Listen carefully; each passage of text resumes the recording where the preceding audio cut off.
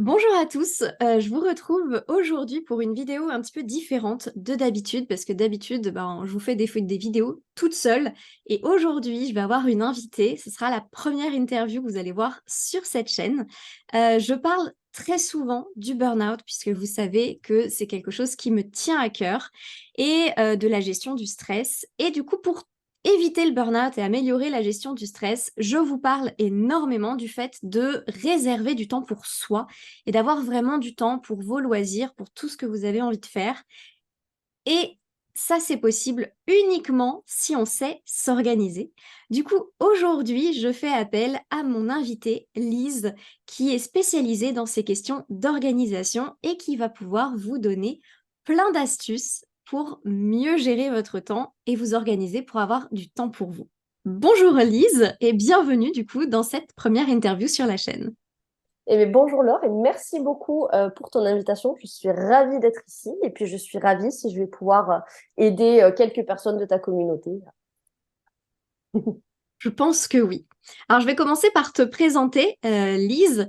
Donc, toi, tu accompagnes les solopreneurs qui sont en PLS à se structurer et surtout à mettre en place des stratégies efficaces pour développer leur business.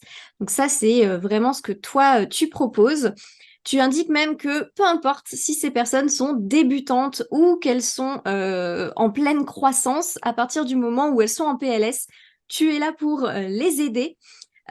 Tu vas leur donner des conseils, les guider et donner l'impulsion qui les fera décoller. Tu dis que tu as une vision 360 sur le business et tu proposes des solutions SOS, structure, organisation et stratégie. Donc moi, ça fait déjà maintenant quelques semaines que je te suis sur les réseaux sociaux et ce que j'aime beaucoup, c'est que dans le contenu que tu donnes et donc je pense dans les accompagnements que tu proposes, il y a énormément d'humour et de légèreté, ce qui m'a beaucoup plu personnellement. Je pense que quand on est accompagné par Lise, on est surtout accompagné par beaucoup de bonne humeur.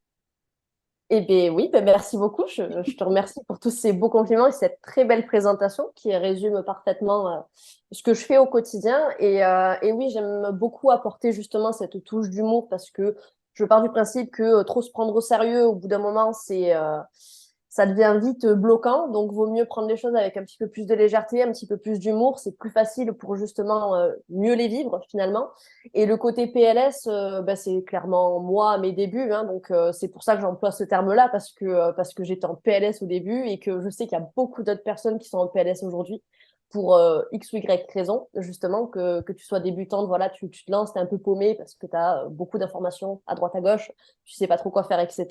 Ou alors que tu sois un petit peu plus expérimenté, où ton business est en train de se développer et tu sais plus vraiment quoi faire ou donner de la tête parce que tu as trop de choses. La finalité, c'est la même, tu es en PLS et du coup, tu as besoin d'aide d'une manière ou d'une autre. Exactement, je pense que on est nombreux et nombreuses en tant qu'entrepreneurs dans ce cas-là à se retrouver, ne serait-ce que par moment, en PLS, même si c'est passager, on a tous besoin une petite pichenette qui nous amène Exactement. dans la bonne direction, exactement. Du coup, ma première question, ça va être justement comment est-ce que toi tu en es arrivé à vouloir aider les solopreneurs, pardon, à retrouver une organisation dans leur business? Eh bien, alors, comme je l'ai un petit peu déjà évoqué, c'est tout est parti de moi à la base, clairement, quand je me suis lancée avec la fougue et la passion de mes débuts. Je me suis lancée sur 18 chantiers en même temps. J'ai fait 36 000 formations. J'ai téléchargé plein de produits gratuits en ligne, etc. Et en fait, je me suis mise toute seule sous l'eau, finalement. Je me suis retrouvée complètement désorganisée, éparpillée. Et ça m'a vraiment usé, on va dire, sur du long terme, parce que à l'échelle de quelques semaines, c'était pas très grave, mais sur plusieurs mois consécutifs, bah, ça m'a amené beaucoup de fatigue, beaucoup de perte de sens, beaucoup de perte de temps, etc. Et je me suis vraiment sentie seule. En fait, je me suis dit, ben, waouh, je m'attendais pas forcément à tout ça. Et en fait, en discutant avec d'autres copines entrepreneurs, au détour de conversations plus ou moins formelles ou informelles, je me suis rendu compte qu'en fait, j'étais pas la seule en fait dans ce cas-là. Et alors chacune avec nos problématiques spécifiques, mais on avait tout ce sentiment de se dire, ben voilà, je suis perdue, je sais pas par où commencer, il y a trop de choses à faire, qu'est-ce qui est vrai, qu'est-ce qu'il faut, etc. Et du coup, c'est comme ça que m'est venue l'idée justement de me spécialiser entre guillemets sur justement ces personnes-là pour trouver une méthode qui convienne à tout le monde, entre guillemets, parce qu'il n'y a pas de méthode universelle. Mais du coup, je me suis beaucoup documentée, j'ai beaucoup cherché justement des techniques d'organisation, de productivité, etc., pour déjà me les appliquer à moi-même. Et en fait, ce sont ces outils-là aussi que du coup, je réutilise aujourd'hui dans mes accompagnements en fonction des besoins de mes clientes, finalement. Mhm. Et du coup, quel impact en fait tu peux observer sur tes clientes après avoir retrouvé cette organisation? Qu'est-ce que ça leur apporte de manière globale? Alors, de manière générale, je dirais un confort de vie, enfin un confort un bien-être général, tu vois. Donc, c'est pas forcément quelque chose d'hyper tangible, d'hyper concret, mais en fait, dans les bénéfices, tu vas retrouver tout ce qui est forcément gain de temps au quotidien. Forcément, si tu es organisé, tu vas gagner du temps sur beaucoup de choses. Tu vas avoir beaucoup moins de charge mentale, de stress, de fatigue, etc. Parce que ta vision va être claire, parce que tu sais où tu vas aller, tu sais comment faire les choses. Tu vas beaucoup moins procrastiner aussi, parce que ça aussi, la petite bête justement du manque d'organisation, c'est que derrière, tu as la procrastination qui vient toquer à la porte. Quoi? Qui? Et voilà, et tu vois, j'en discutais justement avec une cliente dont j'ai terminé l'accompagnement la semaine dernière, et elle me disait, franchement, j'ai plein de choses à faire, mais je sais que tous les matins quand je me lève, je sais ce que je dois faire, je sais dans quel ordre, et du coup, je suis beaucoup plus sereine, malgré finalement la charge de travail qu'elle a, etc.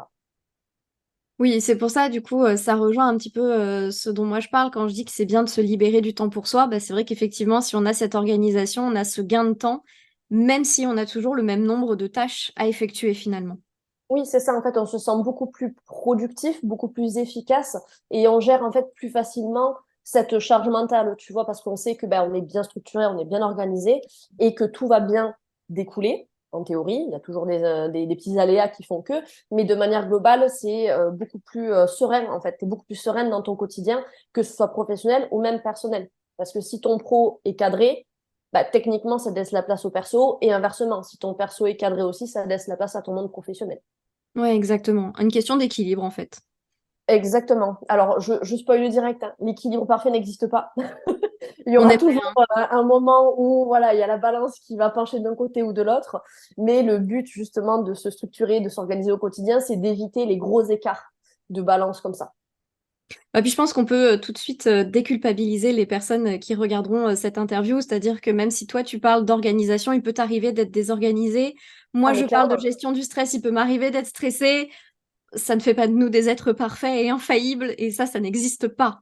Exactement. Et j'ai un exemple très concret, c'est mon mois de septembre qui a été catastrophique en termes d'organisation parce que ça a été la rentrée, ça a été le feu. Je me suis fait allumer de tous les côtés parce que voilà, plein de projets, des gens que tu relances qui reviennent vers toi, etc. Et voilà, et même encore aujourd'hui, même si j'ai des bonnes techniques d'organisation, de productivité, ça m'arrive encore de me laisser dépasser par certains moments, etc. L'essentiel, c'est de savoir comment remettre en ordre les choses et venir décanter petit à petit cette charge de travail qui n'était pas forcément prévue initialement, quoi. Exactement. Alors justement, on va rentrer un petit peu dans le vif du sujet, Lise, si tu le veux bien. Quelle est la première étape pour toi pour s'organiser quand on ne sait pas par où commencer? Parce que moi, des fois, je me dis, ah là là, faut que je m'organise. Ok, c'est super, mais par quoi je commence? Alors moi, je pense qu'avant l'organisation, tu as l'étape de structuration. Moi, je dissocie les deux. Pour moi, c'est deux choses totalement différentes. Mhm. Là, en gros, la structuration, c'est, on va dire, d'un point de vue macro de ta vie ou même de ton business, hein, ça peut se faire à plusieurs échelles. Euh, Est-ce que tu veux qu'on aborde les deux aspects ou est-ce qu'on reste focalisé sur le côté pro? Enfin, moi, ça m'est égal, mais On peut parler un petit peu des deux aspects, parce que ok. je pense que ça intéressera. Ok. Déjà, la première base de la structure pour moi, en incluant la partie personnelle, c'est déjà de savoir quels sont tes temps pour toi. Donc, dans les temps pour toi, c'est d'un point de vue perso, ça va être la famille, ça peut être les enfants, ça peut être les activités extrascolaires, ça peut être les sorties avec les copines, ça peut être les vacances, évidemment les vacances, surtout les vacances d'ailleurs. Voilà, déjà savoir un petit peu dans mon monde perso de quoi j'ai besoin et finalement de les positionner, on va dire grosso modo dans ton planning pour savoir quels sont tes temps pour toi. Et ça, c'est le premier non négociable. Souvent, on a tendance à se dire, si j'ai 5 minutes, j'irai faire mon cours de sport ou j'irai boire un verre avec les copines. Non, en fait, il faut d'abord que tu le planifies pour que justement tu saches derrière quel temps il te reste réellement pour mettre ta vie professionnelle, tu vois. Donc, une fois que tu as placé la structure personnelle, tu vas avoir la structure professionnelle. Dans la structure professionnelle, tu vas avoir en fait tous les départements les départements majeurs de ton activité. Donc, tu Mhm. vas avoir forcément la partie opérationnelle qui est ton cœur de métier. Tu vas avoir forcément une partie chiante, compta, admin, relance, mail, tout ça, paperasse et tout. Mais ça, en fait, il faut le savoir et il faut pouvoir dédier du temps. Tu vas avoir tout l'aspect marketing, communication. Tu peux avoir l'aspect, je sais pas, dans certains domaines juridiques. Tu vois, enfin, vraiment, tu as vraiment plusieurs pôles finalement dans une entreprise. Et quand tu es solopreneur, donc tout seul à ton compte, ben, en fait, tu dois jongler avec toutes ces casquettes-là. Et il faut pouvoir y accorder du temps à chacune d'entre elles parce qu'elles ont toute leur importance. Donc, au niveau de la structure, c'est ça, grosso modo, quels sont mes impératifs personnels et quels vont être les différents pôles que constitue mon entreprise. Ok. Une fois qu'on a ça, c'est là où on va pouvoir justement venir intégrer donc la notion d'organisation. C'est Mhm. de savoir de combien de temps je dispose pour faire tout ça. Mhm. Dans chaque pôle, quelles sont les tâches principales, urgentes à organiser, etc. Et ça, j'en parlerai un petit peu plus tard, mais il y a un outil qui s'appelle la matrice des Eisenhower. Pardonnez-moi la prononciation, je ne sais pas trop si ça se dit comme ça, mais J'aurais dit pareil. voilà. Où en fait, ça te permet de classer finalement tes tâches, tes projets, etc. par ordre d'urgence et d'importance. Et en fait, ça te permet déjà en un clin d'œil, parce que c'est sous format, c'est une matrice en fait. Ça te permet de voir déjà, de visualiser la charge de travail qui t'attend là dans les prochaines semaines, etc. Mm. Et après, à partir de là, ben, le but du jeu, c'est tout simplement de prendre un agenda, hein, tout bête, une to-do list, et de venir se dire, bon, ben, ok, chaque semaine, ça va se passer comme ci, tous les jours, je vais essayer de faire comme ça, etc. Après, tu as plein de techniques et d'outils dont je pense on discutera un petit peu plus tard. Mais dans la généralité, c'est un petit peu comme ça que je fonctionne déjà avec mes clients, que je fonctionne avec moi et que je conseille bien sûr à tout le monde. Ok. Et du coup, oui, effectivement, la question que j'allais te poser, c'est à quoi il faut penser pour s'organiser. Tu as un peu répondu à cette question finalement, c'est-à-dire vraiment, si je comprends bien, hein, si je résume, venir chercher quelles sont les choses importantes que l'on doit faire et bah, tout simplement les dispatcher dans le temps imparti que l'on donne à une activité, quoi. C'est ça, dans les grandes lignes, c'est ça. Après, il y a aussi plein d'autres paramètres à prendre en compte, hein. Notamment tout ce qui va être son propre rythme biologique.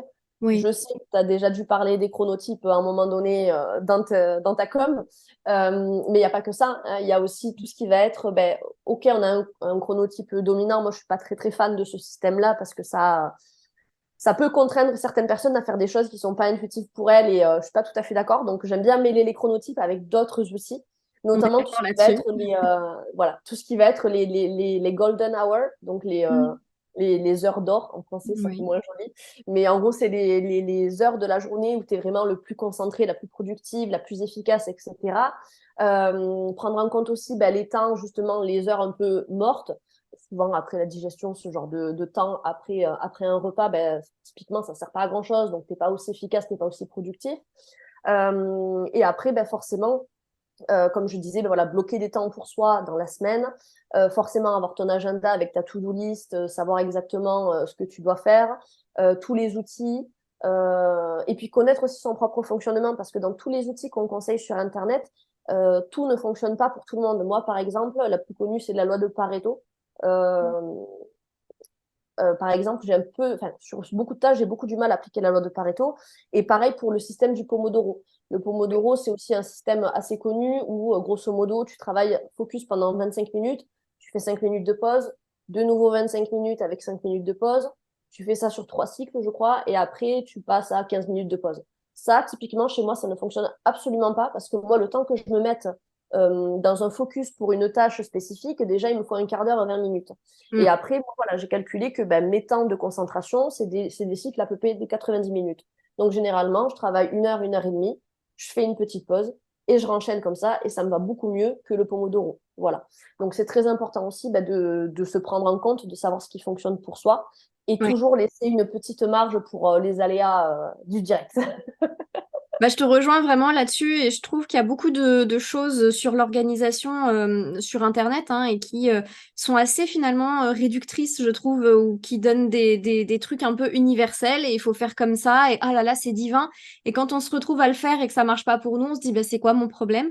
Alors qu'en fait, non, c'est juste qu'il faut adapter à chacun et qu'on est tous différents, qu'on peut pas tous faire de la même façon. Donc je suis d'accord avec ça. C'est aussi beaucoup de tests finalement. Oui, c'est ça. Et puis quand tu regardes justement tout ce qui est disponible sur Internet, en fait, tu as beaucoup d'informations. Et du coup, tu Oui, ne peux pas tout tester et savoir si tout fonctionne, tu vois. Donc, il faut aussi accepter de perdre un peu de temps sur des tests. Voilà, se dire, bon, mais OK, aujourd'hui, je vais essayer telle ou telle méthode. Est-ce que ça marche? Est-ce que ça marche pas? Etc. Et essayer de prendre un peu du recul, hein, bien évidemment, parce que tout n'est pas blanc, tout n'est pas noir. C'est pas parce que la majorité des gens utilisent le Pomodoro que ça fonctionne sur tout le monde et j'en suis la preuve vivante. c'est ça. Donc voilà. Oui, je suis d'accord qu'effectivement, faut pas s'inquiéter.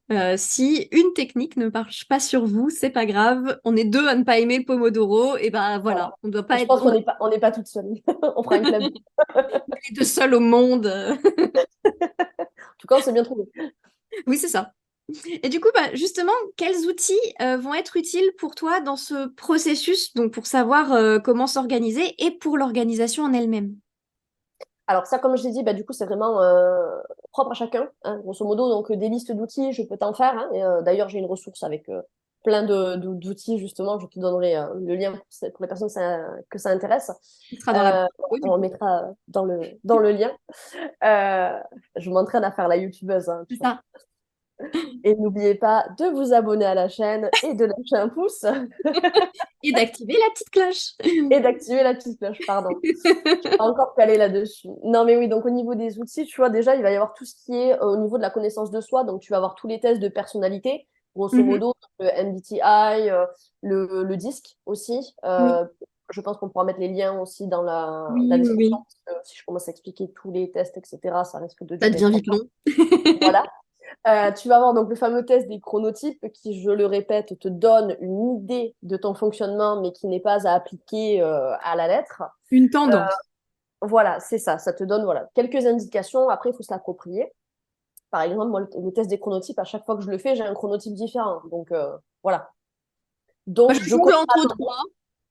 C'est C'est mes ça. trois Et puis, chouchous. ça dépend aussi vachement des périodes de la vie. Tu vois, enfin, j'imagine, moi, j'ai pas d'enfant à l'heure actuelle. Donc, je suis plutôt du genre à me lever tard. Mhm. Ben, j'imagine que demain, j'ai un enfant. Je vais arrêter de me lever tard, justement. Donc, mon Ouais, chronotype va forcément se caler en fonction des étapes de la vie, etc. c'est Donc, ça ça. te donne une ligne directrice, mais c'est pas à prendre tel quel, quoi. Ouais. Ensuite, qu'est-ce qu'on va avoir? Ben, on va avoir tout ce qui est technique au niveau de l'organisation à la semaine. Donc, c'est pas forcément un outil, c'est plus une technique comme ça. C'est tout ce qui va être les blocs de temps.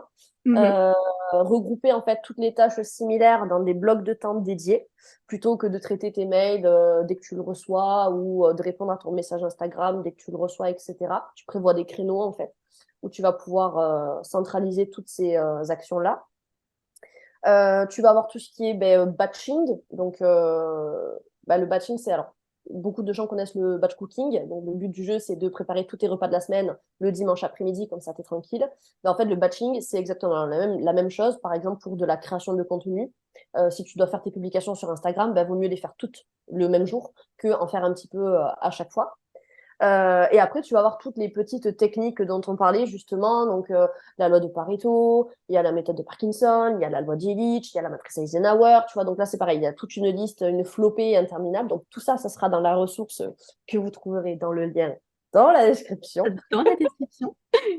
Et en fait, ce qu'il faut surtout retenir, c'est que tous ces outils ils peuvent être bénéfiques en fait, sauf qu'en fait, tu ne le sauras jamais si tu testes pas. Donc le mieux, c'est de tester pendant un certain temps, et après, tu décides si tu gardes ou si tu gardes pas. Voilà. Bah, je suis d'accord avec ça. C'est vrai que c'est vraiment le test qui fait.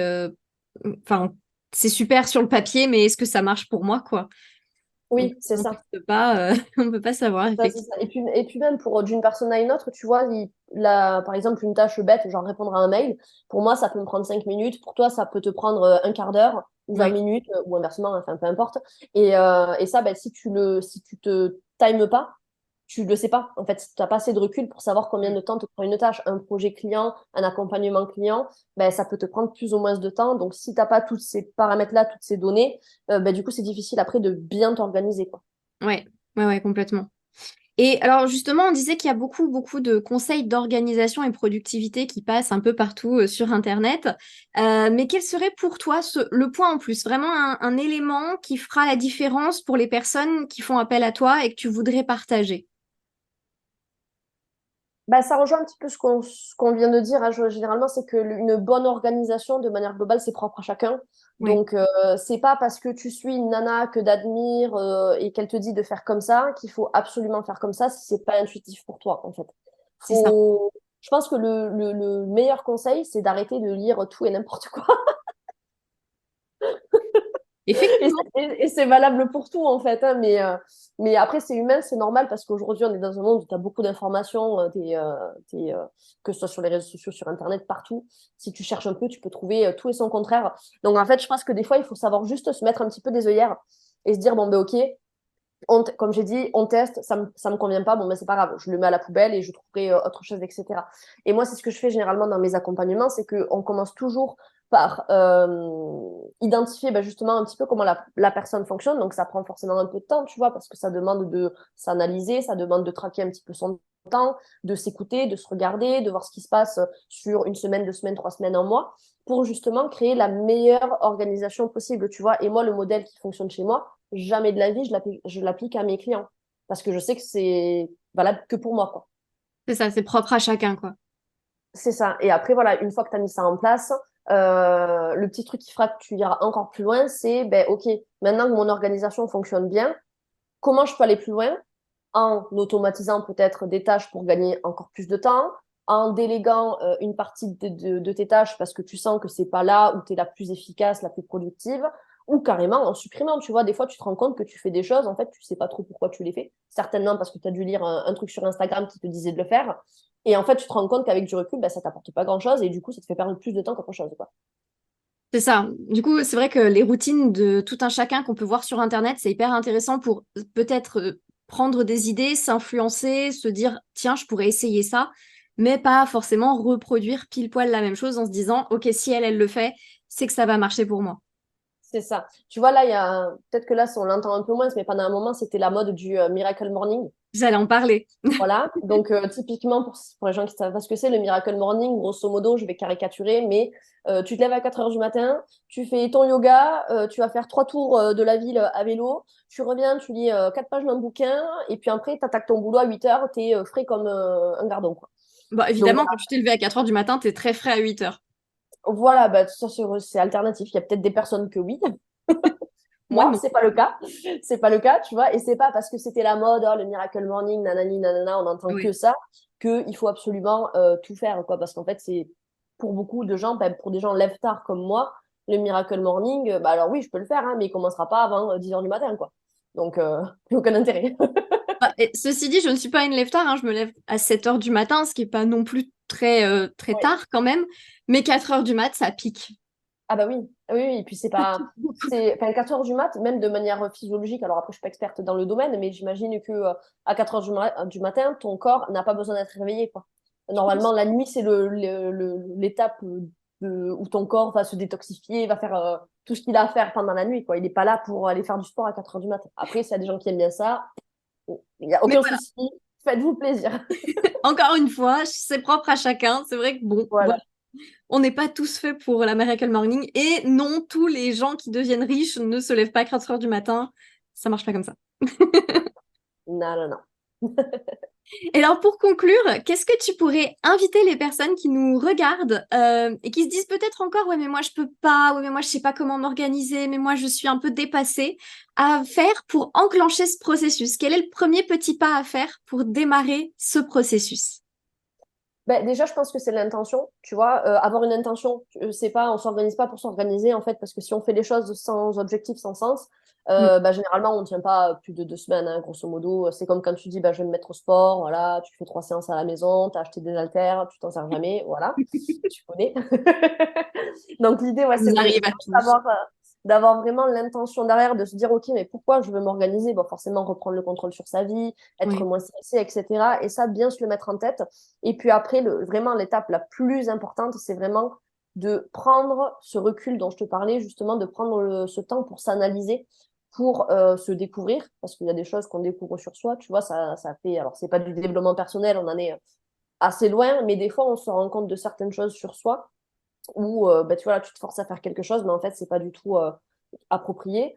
Donc, prendre ce temps-là pour justement aussi traquer un petit peu tes journées, combien de temps chaque tâche te prenne, identifier, comme je te disais aussi, ben, les heures où tu es les plus efficaces et les heures, à contrario, où tu es un petit peu plus dans le chou. Et en fait, y aller progressivement, quoi. De toute façon, une bonne organisation, une bonne structure dans une entreprise, dans une vie personnelle, c'est un travail qui dure plus ou moins toute sa vie. Parce que ben, l'organisation qui te convient aujourd'hui ne te conviendra peut-être pas dans 1 an, dans 2 ans, dans 3 ans, etc. Donc, c'est un travail qui met un peu de temps à se mettre en place et qui va venir évoluer à chaque étape, à chaque période de ta vie, tu vois. Donc, faut pas se mettre la pression de se dire, ah, il faut que à la fin de la semaine, je sois absolument bien organisée. Non, faut prendre le temps. Ok, t'en perds peut-être un petit peu, mais derrière, ça va augmenter tout ce qui est productivité, moins de charge mentale, moins de stress, moins de fatigue. Et tu auras vraiment la sensation de, entre guillemets, tenir ta vie en main, tu vois ce que je veux dire, et Oui, pas te laisser dépasser par les événements, etc. Et plus tu vas arriver à faire ces efforts-là, entre guillemets, plus tu vas te sentir confiante et sereine, etc. Et ça va t'encourager à aller encore plus loin, etc., etc., etc. Mais ça prend du temps. Donc, accepter de perdre un peu de temps pour en gagner par la suite. ouais, pour en gagner plus tard, quoi. C'est ça.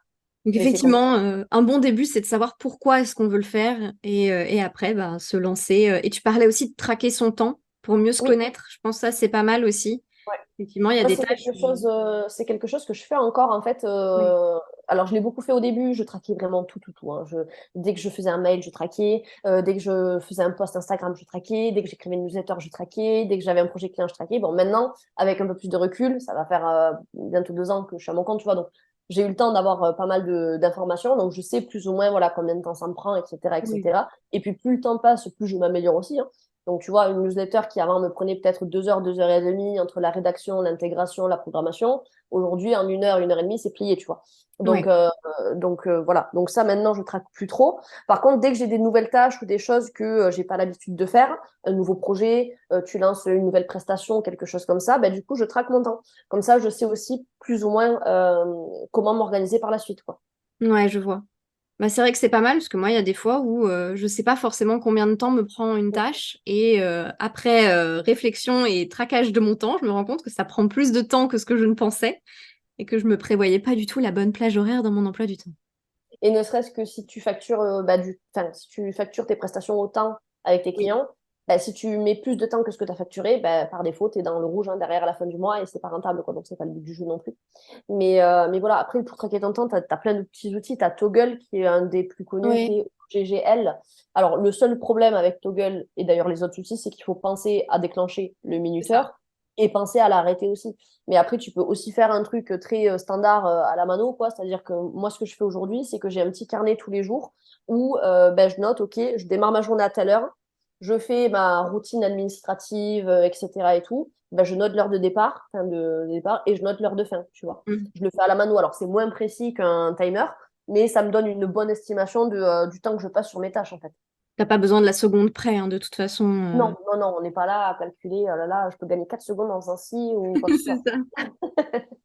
4 secondes par-ci, 4 secondes par-là, et c'est toute une journée qui se révolutionne. Après techniquement, 4 secondes plus 4 secondes plus 4 secondes plus 4 Ah oui, secondes, ça fait quelque chose à la fin, on est ça d'accord. peut débloquer du temps pour aller faire l'apéro avec les copines, hein. C'est vrai. Du coup, bah, je te propose maintenant, Lise, de me parler peut-être de la dernière offre que tu as actuellement. Ben oui, avec grand plaisir. Bah, du coup, tu l'as un petit peu briefé lors de l'introduction. Donc, cette offre-là, elle s'appelle le SOS pour structure, organisation et stratégie. Et je t'avoue que je suis très fan de cet acronyme que j'ai trouvé parce que ça coïncide bien avec le côté être en PLS, tu as besoin d'un SOS. Et en Totalement. fait, donc, c'est un accompagnement individuel qui est personnalisé, qui est basé bien évidemment sur les besoins, les problématiques que mon client va rencontrer. Et c'est un peu comme un copilotage en fait. L'idée, c'est pas forcément que tu me délègues des choses ou quoi que ce soit. C'est vraiment d'avoir une personne avec toi qui va t'accompagner petit à petit à te structurer. Donc, comme on a évoqué toute la partie justement dans ton entreprise, qu'est-ce qui est important, etc. Mm. Ensuite, dans un deuxième temps, tout ce qui va être l'organisation personnelle, donc propre à chacun. Donc, moi, je travaille avec des solopreneurs, donc c'est à l'échelle d'une seule personne, mais on peut aussi éventuellement envisager que ça soit à l'échelle une petite entreprise avec quelques salariés, donc savoir qui fait quoi, etc. Et après, en troisième temps, du coup, tout ce qui va être stratégie de marketing et de communication pour se développer efficacement. Parce que là, c'est pareil, on entend de tout et son contraire sur Internet. Toutes les stratégies sont bonnes, blablabla. Du coup, l'idée, c'est d'identifier vraiment quelles sont les meilleures stratégies pour ton entreprise. Et ça, tu ne peux le faire que si tu es structuré et organisé. Ouais. Parce que même si tu as les bonnes stratégies et que tu n'es pas organisé, bah, tu vas finir par te manger un mur tôt ou tard. Et c'est vraiment pas l'objectif. Donc voilà, on part sur du copilotage. Ça peut être mensuel, bimensuel. Et le but du jeu, c'est de faire avancer mon client sur tous les projets qu'elle a envie de mettre en place, tout simplement. Mhm. Et d'apporter ce côté, justement, ce recul sur la situation parce qu'on a tous la tête dans le guidon par rapport à notre propre activité. Donc, juste le fait d'avoir une personne qui est en dehors et qui vient t'apporter justement un point de vue extérieur, qui vient te conseiller, qui vient te guider, entre guillemets, sur deux, trois choses que toi, tu n'aurais pas forcément conscience parce que bah, tu n'as pas le temps. Mm. Bah, du coup, c'est ce qui fait toute la différence, en fait. Ouais, c'est C'est vrai. à mi-chemin entre de la formation, de l'accompagnement. Tu vois, c'est un peu hybride le modèle que j'ai. Et, et voilà, dans la globalité, c'est de la formule de l'accompagnement. Et on peut traiter bah, soit des problématiques très précises. Demain, tu m'appelles, tu me dis, bah, j'ai envie de me lancer sur Instagram, comment je fais? Tu vois, donc ça, c'est Mm. une problématique précise. Soit carrément des trucs beaucoup plus larges où on m'appelle, j'ai pas de clients, aide-moi, je sais pas quoi faire. Voilà. Et là, on va revoir toute la structure d'un business de A à Z, etc. Ok. Donc vraiment, en fonction des besoins, on peut faire appel à toi pour plein de problématiques, qu'elles soient C'est ça. énormes et qu'elles aient l'air insurmontables ou qu'elles soient plus ciblées et que ce soit plus une demande un peu plus particulière. C'est ce que tu disais en introduction, le côté un peu 360 sur le business, c'est que du Oui, coup, on a cette visibilité, on va dire 360 pour le coup. oui. Et du coup, on peut apporter soit des choses très précises qui vont être, qui vont porter leurs fruits du coup plus rapidement parce qu'on traite une problématique spécifique, soit des Mhm. choses beaucoup plus vagues pour mettre en place justement petit à petit toutes les étapes pour bien construire ton entreprise et la développer. Voilà, donc il y aura tous les liens, j'imagine, encore dans la description. Et j'en Toujours profite au tous les passage liens. pour préciser que sur un appel découverte, j'audite toujours le business de mes clients. Donc, c'est offert dans l'appel finalement. Donc, c'est un appel qui dure en moyenne 1 heure. C'est quand même assez costaud. Mais je te harcèle de questions pour faire le point justement sur ton business. Et à la suite de ça, je te donne un audit totalement gratuit. Voilà, ça n'engage à rien. Et moi, ça me permet derrière de construire un vrai programme d'accompagnement personnalisé pour mes clients s'ils décident de signer derrière avec moi. Ok. Bah, merci beaucoup, Lise, pour toutes ces réponses. Je pense que ça a beaucoup aidé les personnes qui regarderont cette vidéo. Même moi, il y a des petites choses que je me suis dit que j'allais rajouter dans mes habitudes dès aujourd'hui parce que ça peut être très utile, des petites repasses qui peuvent être très, très pratiques. Donc, merci beaucoup à toi, Lise. J'espère du coup que cette interview aidera beaucoup de monde. N'hésitez surtout pas à nous dire en commentaire d'ailleurs de la vidéo ce que vous en avez pensé et si ça vous a donné des pistes.